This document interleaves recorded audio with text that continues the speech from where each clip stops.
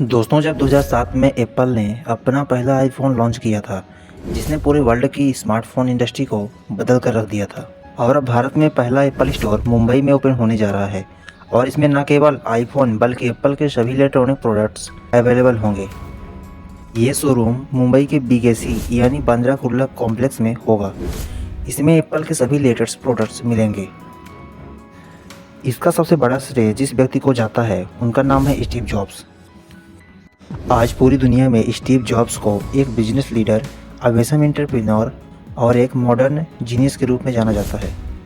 लेकिन Steve jobs की इतनी बड़ी सफलता के पीछे एक ऐसी भी कहानी है जिसे सुनकर आप हैरान हो जाएंगे कि एक ऐसा व्यक्ति आखिर इतना सक्सेसफुल कैसे बना। तो दोस्तों, वीडियो में आगे बढ़ने से पहले वीडियो को कर दीजिए लाइक और चैनल को सब्सक्राइब। तो आज हम बात करने वाले हैं स्टीव जॉब्स के बारे में। स्टीव जॉब्स का जन्म 24 फरवरी 1955 को सैन फ्रांसिस्को, कैलिफोर्निया में हुआ था। उनके पिता का नाम अब्दुल फतेह जंदाली और उनकी मां का नाम जॉनी कैरल था।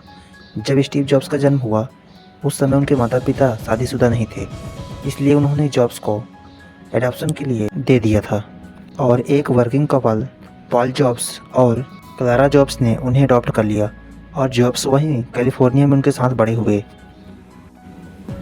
क्लारा एक अकाउंटेंट थी और पॉल एक कोस्ट गार्ड थे।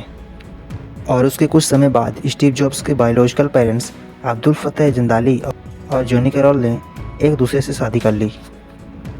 सन 1959 में स्टीव की फैमिली सैन फ्रांसिस्को को छोड़कर कैलिफोर्निया के माउंटेन व्यू शहर में शिफ्ट हो गए। उस समय टेक्नोलॉजी डेवलपमेंट के साथ माउंटेन व्यू इलेक्ट्रॉनिक का सेंटर बनता जा रहा था और शायद इसीलिए स्टीव जॉब्स को बचपन से ही इलेक्ट्रॉनिक्स में इंटरेस्ट था। स्टीव जॉब्स की प्रारंभिक शिक्षा मोंटालोमा स्कूल में हुई और सन 1972 में अपनी कॉलेज की पढ़ाई के लिए ओरिजिन के रीड कॉलेज में एडमिशन ले लिया। और यह कॉलेज वहाँ की सबसे एक्सपेंसिव कॉलेज थी, इसलिए स्टीव के घर वाले उनकी पढ़ाई का खर्च बड़ी मुश्किल से दे पाते थे। अपने फैमिली की इसी प्रॉब्लम्स को दूर करने के लिए उन्होंने वीकेंड्स में कोल्ड ड्रिंक का बॉटल बेचना स्टार्ट कर दिया।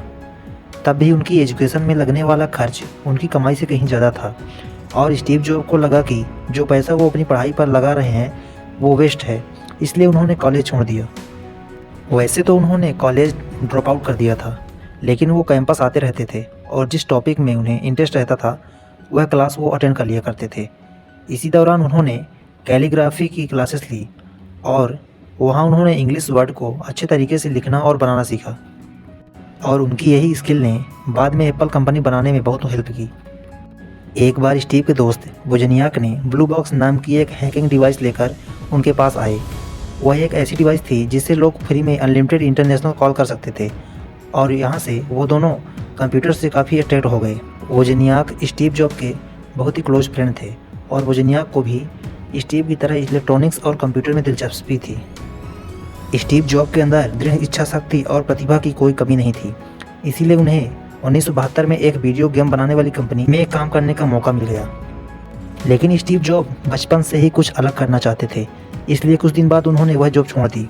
इसी जॉब से कमाए हुए पैसे से वह भारत आए और साल 1974 में करीब 7-8 महीने उत्तर प्रदेश, दिल्ली और हिमाचल प्रदेश में रहे।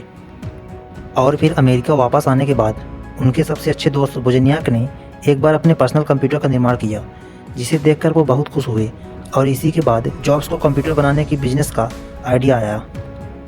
और फिर साल 1976 में जॉब्स ने अपने दोस्त के साथ मिलकर अपने पिता के गैरेज में कंप्यूटर बनाने का काम शुरू कर दिया और इसी गैरेज से स्टार्ट की गई कंपनी का नाम एप्पल रखा गया। इसके बाद स्टीव जॉब्स और वोजनियाक ने मिलकर एक के बाद एक नए आविष्कार किए और सफलता के नए आयामों को छुआ। साल 1980 तक आते आते एप्पल कंपनी एक प्रतिष्ठित और विश्व की जानी मानी कंपनी बन चुकी थी।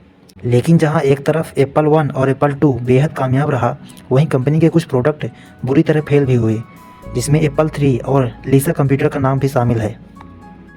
और कुछ ऐसा ही सन 1984 में लॉन्च किए जाने वाले मैकिंटॉश के साथ भी हुआ और जैसा कि मैकिंटॉश डिवीज़न के इंचार्ज स्टीव जॉब्स ही थे, इसलिए इसके अनसक्सेस होने का पूरा जिम्मेदार उन्हीं को ठहराया गया।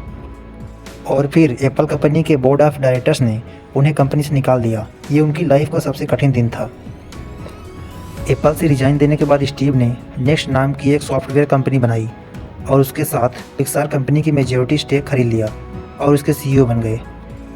धीरे धीरे ये कंपनीज बहुत अच्छा परफॉर्म करने लगी। वही स्टीव जॉब्स के जाने के बाद एप्पल में बहुत सारी प्रॉब्लम्स आने लगी। अब एप्पल कंपनी को बहुत ज़्यादा लॉस होने लगा था, जिसके चलते एप्पल की दिक्कतें और बढ़ने लगी थी और उनकी शेयर प्राइस लगातार गिरने लगी थी। और इसी वजह से एप्पल ने अपने सीईओ जॉन स्कैली को कंपनी से निकाल दिया और उनकी जगह पर माइकल स्प्रेंडर को कंपनी का सीईओ बनाया।